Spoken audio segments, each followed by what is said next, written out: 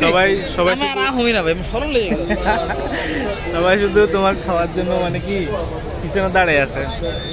ওই যে খাবার দিতেছি, এই যে দেখেন না, যে লাস্টে আইছে সে তো মনে করেন যে নামাজ পড়ে না, ওই যে রাস্তা দাঁড়াইছিল সে তো আগে পেয়ে গেছে, সে তো সবার আগে চলে গেছে। হ্যাঁ মানে মানুষ কত তখন দিলে দিতে পারে এই কালচারে।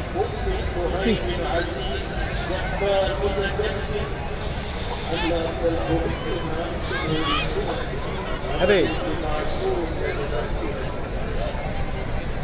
আমাদের পরিবার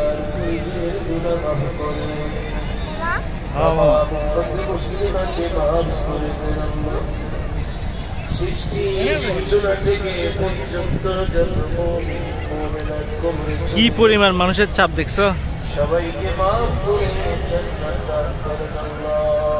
এটা কি সবাই কি নামাজ পড়ে গেট দিয়ে বাইরে হওয়ার জন্য চাপ সৃষ্টি হয়েছে নাকি অন্য কোনো কারণে? খালি খাবারের, আচ্ছা খাবারের জন্য চাপ সৃষ্টি হয়েছে। মাসিক শের জুম্মায় খাবার দেই।